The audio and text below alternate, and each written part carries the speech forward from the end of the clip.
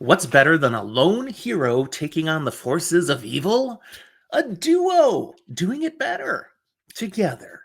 Whether they're sword swinging besties or mismatched magical frenemies, fantasy fiction is packed with legendary pairings. Today, Zach and I are going to dive deep and debate which dynamic duos deserve a spot in our top 10 Hall of Fantasy Duos.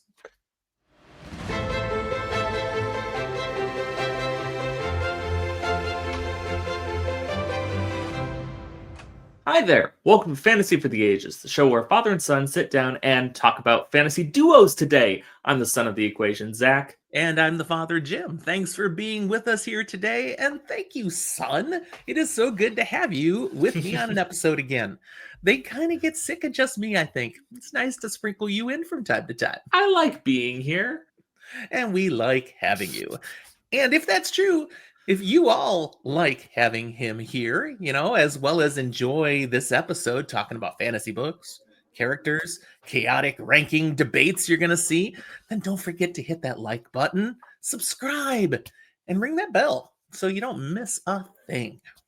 And a special thanks, as always, to our awesome Patreon supporters. Your support, it helps us keep what we do doing. The magic of things flowing through our... Thank you. Just thank you for everything. Words are fun. Words are hard. Okay, today's challenge is simple, and we think this is going to be entertaining for you. We are going to pick, debate, and rank the top 10 most iconic fantasy duos of all time. Notice, I didn't say best. Most iconic. These are the ones that just, they sing to us. They're just amazing pairings. Yeah, I think I just picked my favorites. And that's okay. They're iconic for you then. So iconic does not mean they're the most powerful. It does not mean they're the most popular.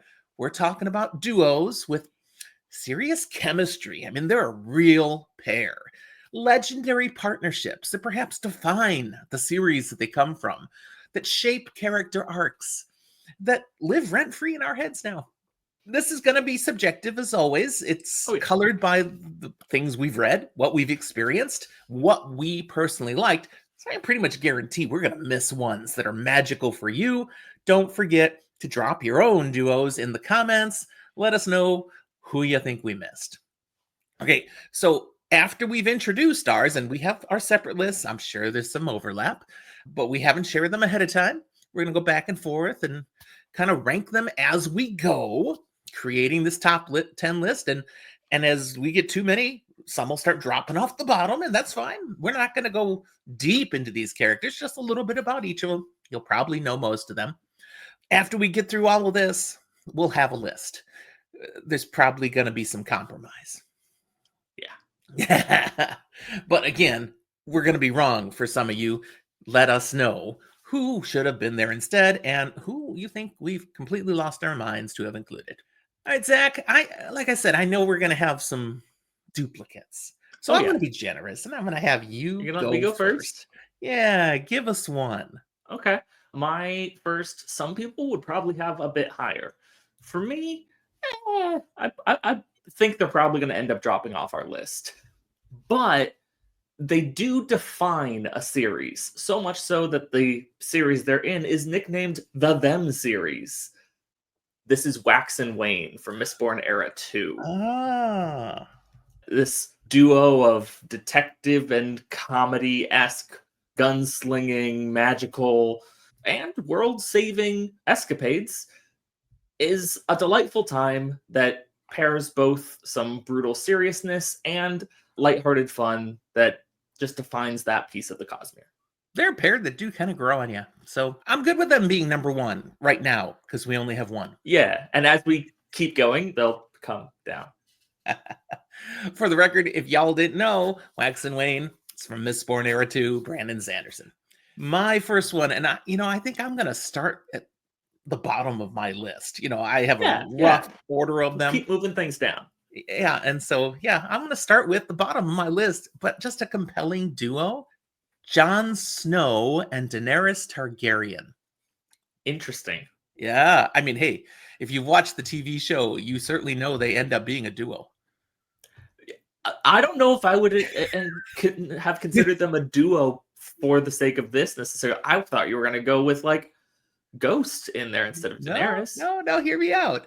I mean, fire and ice, they are a slow burning, politically fraught, morally complex partnership. And it shifts from this alliance that's going to be so great to absolute tragedy. But their union is something symbolic to the series. It's the arc of A Song of Ice and Fire is so intricately tied to these two. And the heartbreak that results at the end. I mean, just, now we don't know if that's what the books are really going to do, but that's what we saw in the TV show. So I put them forth as an iconic pairing, an iconic duo. And I think that's fair. I also think they're going to keep dropping down as we add more, especially because you only really get to see them as a duo in this sense in the show. True. So I'll put them under Wax and Wayne. I have no problem with that. Okay. My next one that I think pushes these down, but you might disagree. What is a man without his relationship to others, to beasts of burden? What is a witcher without his horse? What is Geralt without Roach? This is my pick from The Witcher. Don't ask me to say the author's name. I'm terrible at it. Andrzej Sapkowski. Thanks. But no, the pairing of Geralt and Roach is something iconic to me, partially as it spans across mediums from books to the show to the video games. It's my favorite pairing in the series, at least. And would never have come to mind for me. Geralt and Roach. So, wow. Where would you put them on our 3 so far? The fact that you would never put them there, I'm glad they got mentioned. We can put them at the bottom. Thank you. So we don't have to fight about that. You're welcome. Too much. I mean, a man and his horse. It's a horse and his boy. People say things about men and their horses sometimes. Okay. Yeah, like C.S. Lewis. Oh, that's true. It's the worst book in the series. My next one, I hope you'll like. And in a way, it goes along the same sort of thing. It's not a person and a person. It's a person and something else, a special entity for which there is a true bond. Kyler Stern and the Kakari. Interesting. Think about that pairing. This sentient artifact that he grows more and more to see as both a blessing and a curse. It grants him immortality, but at staggering personal costs that he has no idea about early on, but discovers. And it's a relationship that explores power, sacrifice, the crushing weight of destiny. Yes, I prepped that line in advance. I mean, that's a big thing. And it's central to everything that happens in that series. Plus, I do enjoy some of their conversations. I considered this and ultimately didn't include the Kakari as enough of an individual itself, but rather some entities behind it or around it. And so I struggled looking for a pairing that I wanted out of Brent Weeks' works, period. And I just couldn't. I didn't come up with one that I liked. Okay. I'm glad you brought it. I do need to toss it in there then, therefore. Brent Weeks, the Night Angel trilogy, and Night Angel Nemesis. That's what that is from. Correct. So you struggled, didn't decide to have anything. So where would you want this on the list? I mean, it's got to be better than Geralt and Roach, isn't it? It's better than Geralt and Roach. I think it's better than Jon and Daenerys. I'm okay with you putting it above or below Wax and Wayne, depending on your preference. No, I'll definitely put it below Wax and Wayne. Wax and Wayne is a fun one. Their banter and the things that they accomplish, they works for me to keep them higher. Okay, give us another. Next on my list is one of the first that I think is possibly one where we might have overlap, because I am dipping into the Wheel of Time. Ooh. It's a little bit surprising that I consider it this kind of far down my ranking, but I do think it's iconic for the earlier portion of the Wheel of Time. And this duo would be Moiraine and Lan. The original Aes Sedai and Warder, kickstarting the story, getting things going, and the bond that they have, even as we learn more about it and it changes, or other people kind of get in the way of some of it, is a very interesting and unique dynamic that we get to explore for the first time in the series with those two. Definitely. There's a lot of history between them that we get some of if you read that prequel novel, New Spring. But yeah, there's deep layers in that relationship, and the story does some great things with it. I like it. It's a good pairing. Where would you want to put it? For me, I'd put it at the top of what we have so far, but that's just me. Hmm. If you disagree, I'd like to hear it. I still kind of think Wax and Wayne might be above Moraine and Lan, just because you mentioned it's from early in the series, and we know where things go with those two, and Mhm. it doesn't remain as epic as a duo and as influential on the rest of the series. It does remain as epic and influential for the same amount of books.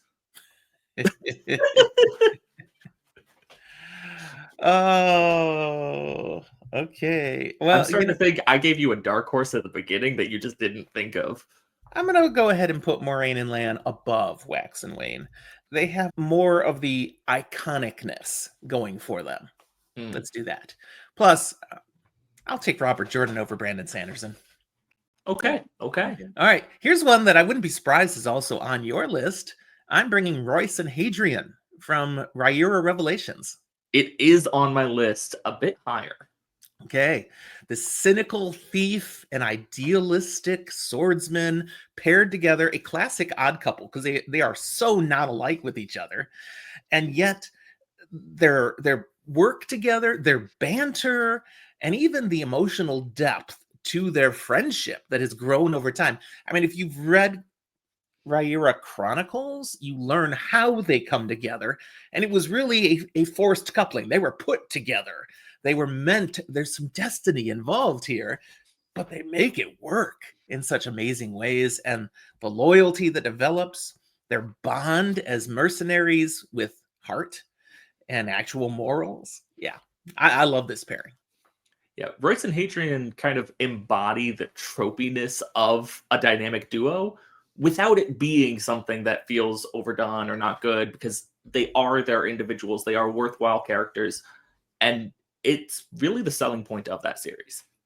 So hear me out here. I would put them between Moraine and Lan and Wax and Wayne. Their bond is Interesting. similar to Wax and Wayne, but with more gravitas. I'm okay with that. They aren't the top of my list, so I'm okay with it. Oh I yeah, did they have have a them long way to above come. Moraine and Lan, but when we compare the two of us, I think that's fair. Okay, hit me with your next one. My next one is one that certainly shows up on your list, and I'm going to get hate in the comments for it being as low as I think it is. Because my next one is the original duo, Frodo and Sam, from The Lord of the Rings, J.R.R. Tolkien. Has to be on the list. Has to be. It is defining for what it means to be a duo, this loyalty and friendship, the pairing of two together to the end. Selfless love for each other. Oh my goodness. But at the same Brotherly. time, there's a certain element of just who they are and what the story is that part of what makes them special is that maybe they're not that special. And that's really cool. But sometimes I want the badassery that I don't get to see as often out of the two of them. You know? Man, Sam can be badass. Think about how Like he I comes said, to Frodo's out of rescue. out of the two of them. When I have this written down, I have it written down as Sam and Frodo, not Frodo and Sam. Yeah, Frodo's a bit of a wuss. Frodo's there to carry the plot forward, and his heart is a really powerful, important part of the story. Sam's my main character. I think what is very much underplayed in this duo and in this trilogy is for most of the series, we're not seeing true Frodo. We're seeing worn down, stressed out, burdened Frodo. And the way he's still able to keep going is just so much superior over anyone else who would have like taken a left turn almost instantly with this ring and done his own evil things. So I got to give Frodo a little more props. So at the end of the day, this isn't my favorite duo throughout all of fantasy, but it does feel necessary to have given us the idea of really having duos like this, and it would have been remiss not to have them on the list Right? somewhere. Certainly in other series, other fantasy books, you'll hear references. Man, he's like a Samwise Gamgee. You don't hear a lot of he's like a Frodo Baggins, but you do hear about Samwise. So top for now? I'd put him at the top for now. Yeah, I think that's fair. All right. All right, my next one is not going to make the top of the list. This is no Frodo and Sam I'm introducing this time. This is just a duo I want to talk about because they are iconic and pivotal to a whole epic fantasy series. Roland Deschain, the gunslinger, and the Man in Black from The Dark Tower by Stephen King. These two are locked in a mythic pursuit across time and space, enemies that define their existence, who they are, from Roland's practical very beginning all the way to the end. And if you have done The Tower, you understand the cyclical nature of things. Roland is obsessed by this, but the Man in Black also, he has to continue to act in ways that are tied to Roland, even though it make more sense if he just moved on and did other things. They can't. They are a duo. They are the yin to the other's yang, and it defines The Dark Tower as a series. For me, this one suffers in that I haven't read The Dark Tower yet, unfortunately. There are people out here, Eric Hahn, he's watching this going, yeah, Jim, yeah, glad you mentioned it, but you're right, you haven't yet. It's also our first really oppositional duo. And when I think of the duos that I like and enjoy, it's pairs and partnerships, whether it's heroes or villains, they're working together. And I think of it as a different relationship and a different kind of dynamic when it's the two sides of a coin. Sure, no, I can understand that. These are definitely not friends, not even frenemies. They are polar opposites, and yet intricately tied. There's fate involved, it would seem, with this pairing, and it creates the whole Dark Tower series. So where do you want them?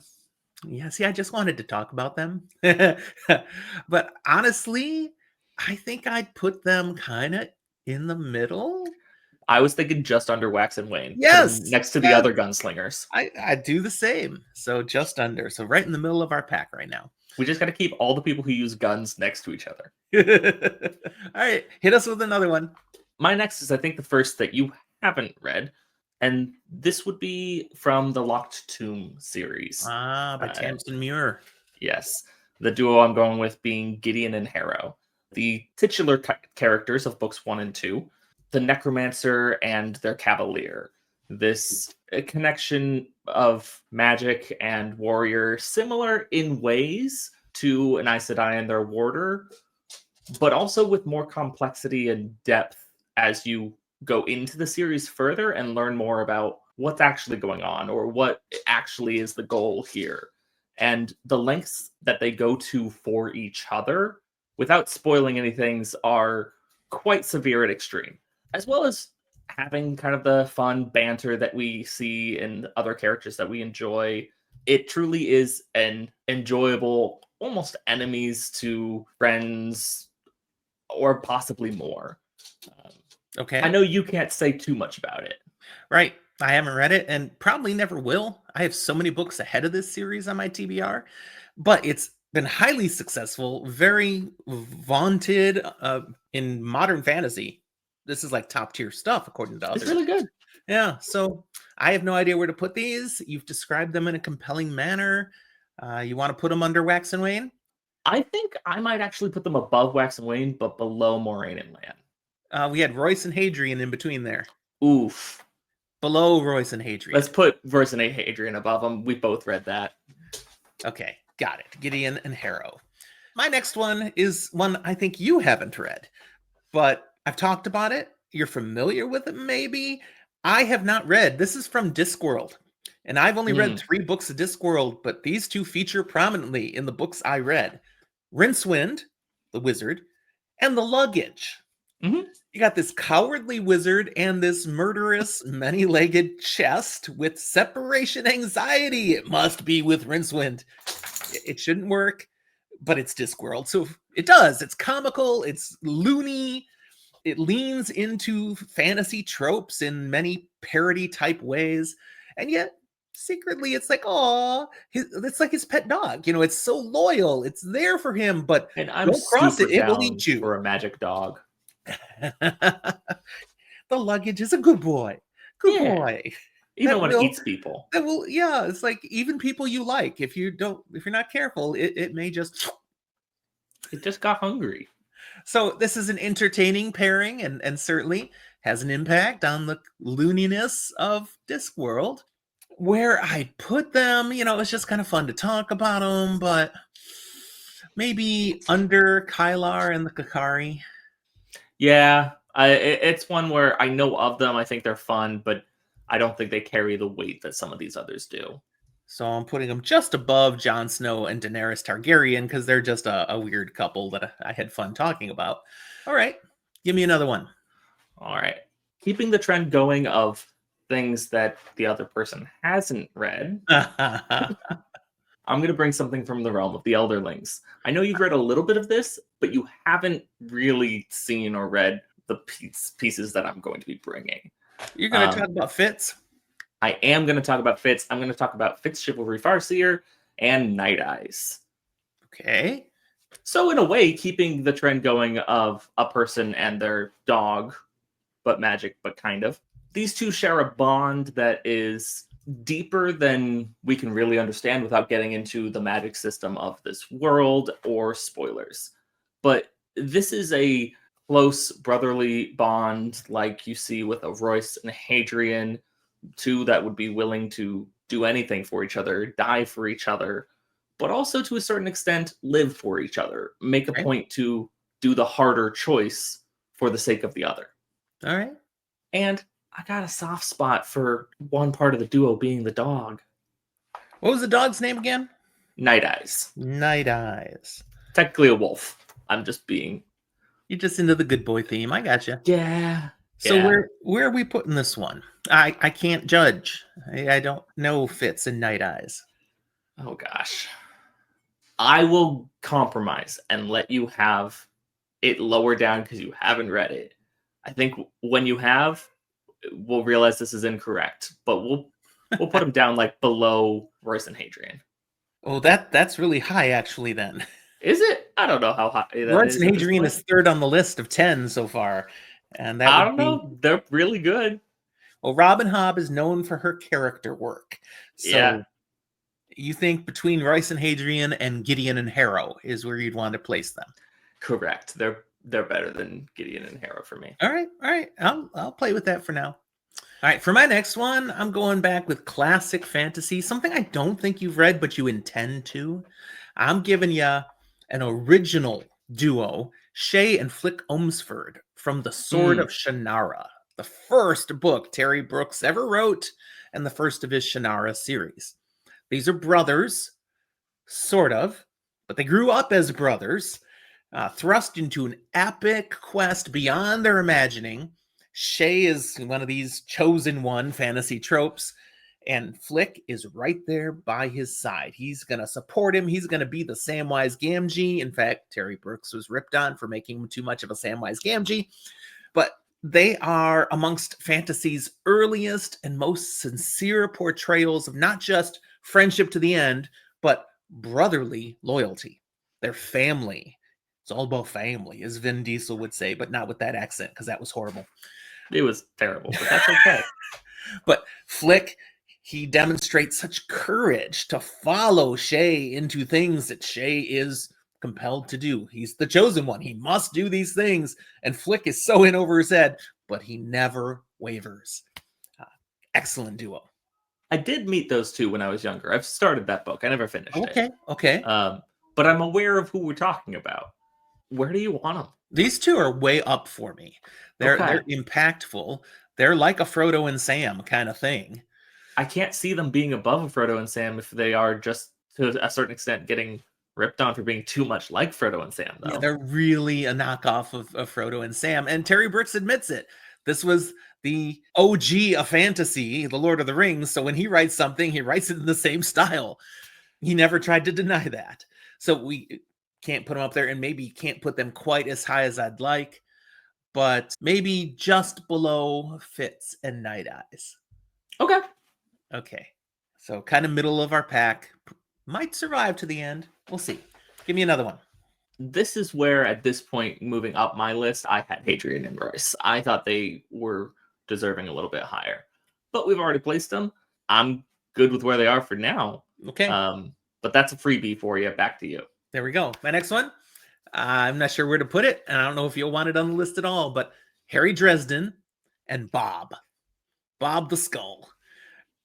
A kooky pairing. We learn much about Bob as you go through the series to come to understand who this thing really is, the depth of experience it's had over time. It's not just, ooh, this little spirit in the skull. There's a lot more to Bob.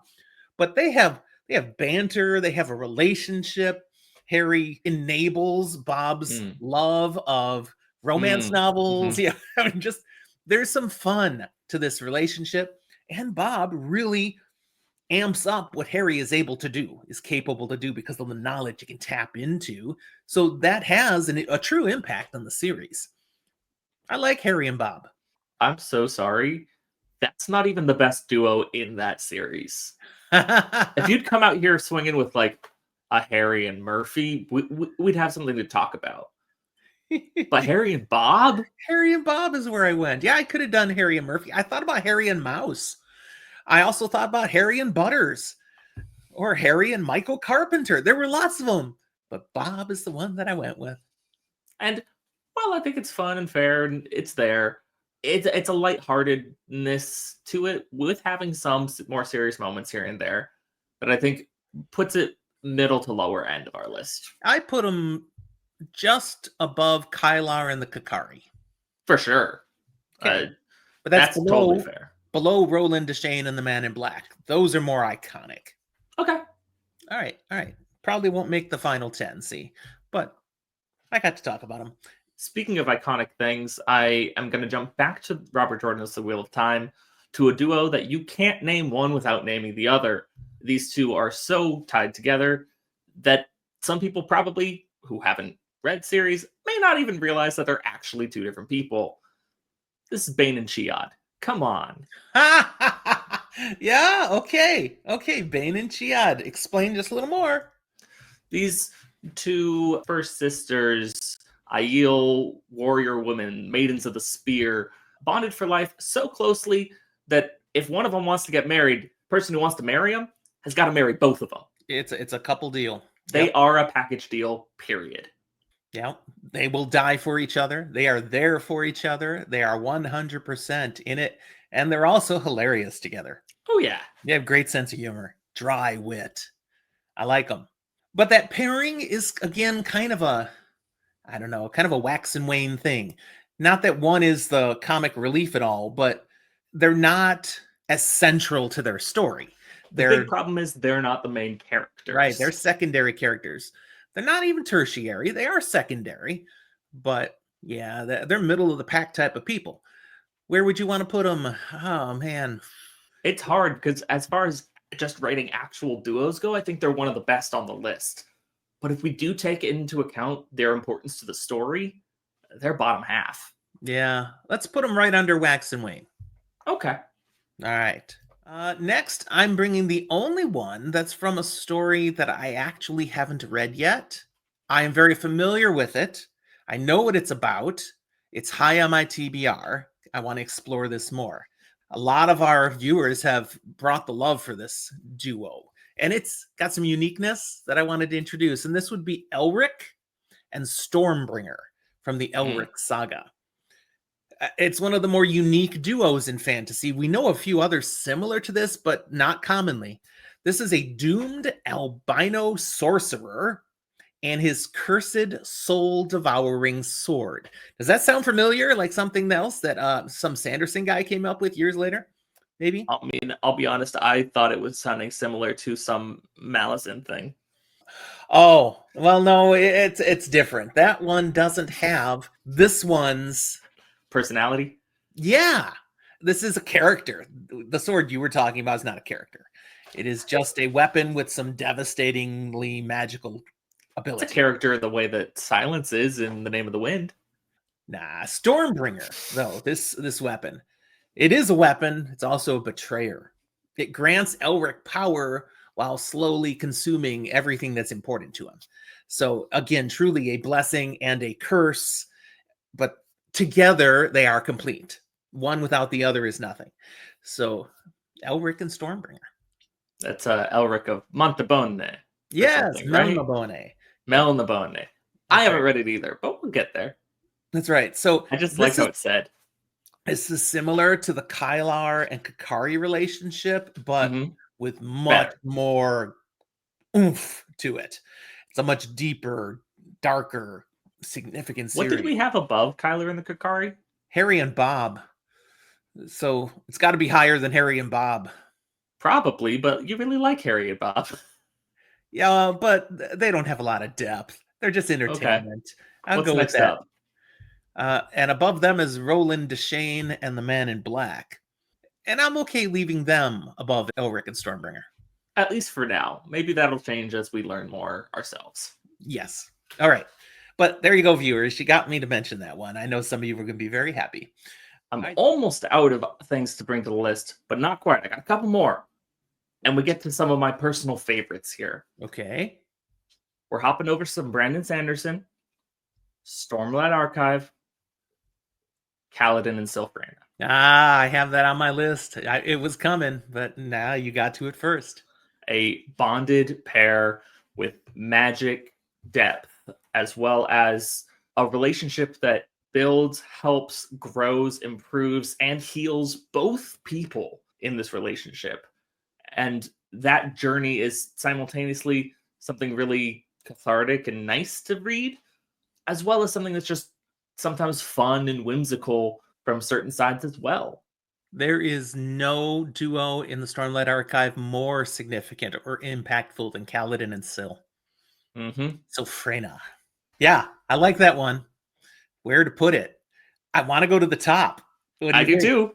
All right, we'll put it at number one. Lord of the Rings people, don't come at us as It's like, I'm haters. sorry. I enjoy reading that one more. There's a lot to it. There's some real depth in there, things that it manages that Lord of the Rings doesn't even try to touch. It's just more straight on epic fantasy. All right, here's my next one. Rand al'Thor and Matt Coffin. Interesting. This duo in the Wheel of Time. Okay, the Wheel of Time is an ensemble cast for sure, but Mm-hmm. Rand and Matt have a friendship that goes back so far, and they spend a lot of time together over the course of this series. Then they go separate ways for a chunk of the series, but they're still working towards the same goals. They're still connected, and it plays in spades at the end of the series again.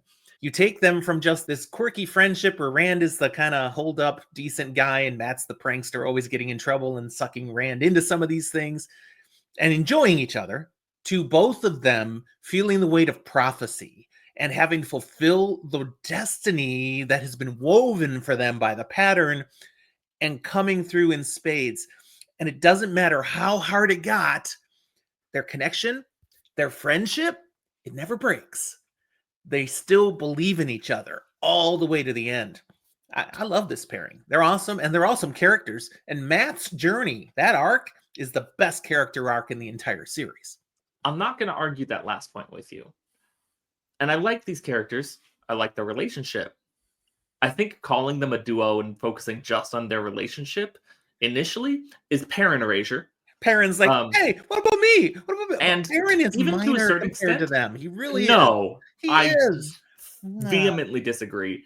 But let's go a step further. Even if we make it a trio, even then it's kind of Egwene and Nynaeve erasure. I mean, they're called the Emmons Field Five. They already have a group name. I And thought about including Egwene and Nynaeve, but I just don't like Nynaeve enough. Sorry. for me, this is yes, these are two great characters with a great relationship, but this is choosing to grab two characters in a series that have a relationship and call them a duo when they are not necessarily actually inhabiting duo roles. All right. All right. So I think great characters, great relationship, not really fitting on this list. You make valid points. I think I have a point too, but yeah, it's hard to argue. I let off at the beginning. It's an ensemble cast. They're not really pitted as just a duo, and yet they are a pair, a friendship, a bond that I value. Where do we put them on the list? You're like, they don't belong. You can't I put them think the anywhere. merits of who they are, as well as how high you seem to want them, does give them some weight here. I might throw them just above Roland and the Man in Black. Below Bane and Chiad? I mean, they fit the criteria better, in my opinion. All right, I will let you have that one because I can't argue your points. I put them just above the other grouping on this list that I think is a bending of the rules already. Okay, my list, my rules. I have to work with the rules that you give me before time, okay? As you say, but okay, that leaves them for the moment in the top 10. Yeah. Uh, All right, go ahead and give a couple more then, because I've only got one left. oh, okay, and I might steal yours, so I only have two Yeah. left. Unless you have something else on the list that you have not read, you won't steal mine. Okay, no, I've read these, so I'll do one, you do one, I'll do one. How's that? Sounds great. All right, my next one is, and you might have the same issue that I just had with Rand and Matt, but I'm bringing you I'm gonna say yeah. Harry and Hermione from Harry Potter.